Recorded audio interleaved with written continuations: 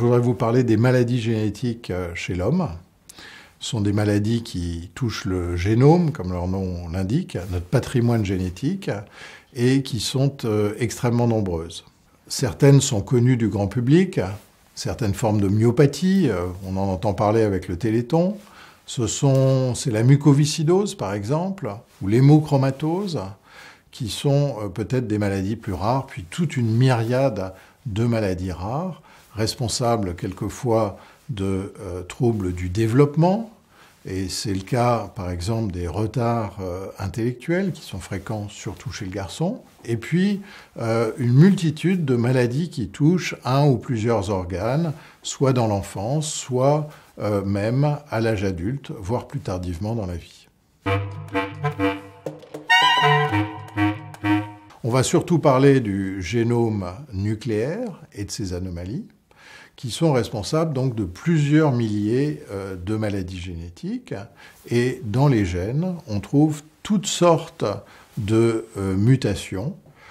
Alors les mutations, elles sont extrêmement diverses. Ça va de mutations qu'on appelle ponctuelles, parce qu'elles changent juste une base en une autre et modifient le code génétique. Donc elles vont changer dans la protéine qui est produite par un gène, elles vont changer un acide aminé en un autre acide aminé. Il y a des mutations qui vont entraîner un arrêt de synthèse de la protéine, donc une protéine qui va être raccourcie, voire pas du tout produite. Et puis il y a des événements plus grands, des délétions, des duplications par exemple, de fragments de quelques bases, quelques dizaines, voire de milliers de paires de bases, qui vont également avoir un impact sur l'expression des gènes. Donc toutes sortes d'anomalies que les techniques de génétique moléculaire permettent maintenant d'identifier et qui vont être à l'origine de ces maladies. Il y a différents modes de transmission des maladies. Quand elles touchent les chromosomes non sexuels, elles peuvent se transmettre selon deux modes. Le mode dominant, et dans ce cas, on va voir la maladie se transmettre de génération en génération dans une famille. Le risque est élevé à chaque génération de voir la maladie réapparaître à la génération suivante. Et puis le mode qu'on appelle récessif, dans lequel il est nécessaire que les deux copies d'un gène soient altérées. Et dans ce mode récessif, c'est souvent seulement une fratrie qui va avoir un ou plusieurs sujets atteints, mais on ne verra pas la maladie se transmettre dans la descendance.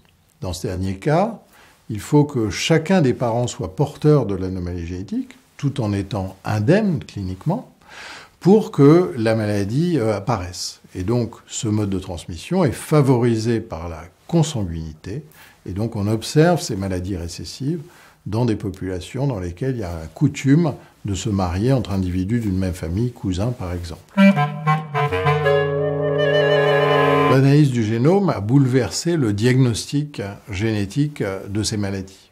Comme il y en a des milliers, elles sont difficiles à distinguer, leurs manifestations ne sont pas toujours caractéristiques d'une maladie. Il y a beaucoup de superposition des signes d'une maladie à l'autre. Et donc l'analyse du génome permet maintenant de répondre plus facilement au diagnostic, d'aboutir à un diagnostic précis en étant capable de dire voilà l'anomalie génétique en cause, elle affecte tel gène, et donc c'est la maladie X ou Y.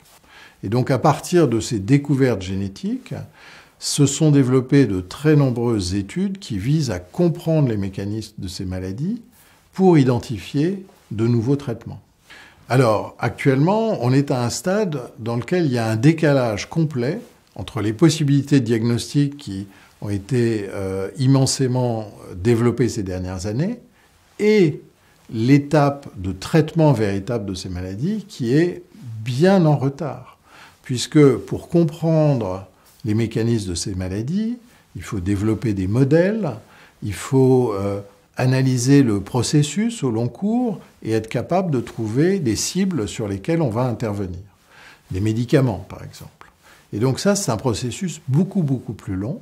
Et aujourd'hui, on commence à peine à traiter certaines maladies génétiques par thérapie génique ou par thérapie pharmacologique, mais on est encore loin de pouvoir avoir une réponse satisfaisante à l'ensemble de ces maladies. Et c'est ça le défi maintenant de l'après-génome, le post-gène, c'est vraiment de comprendre et de traiter ces maladies.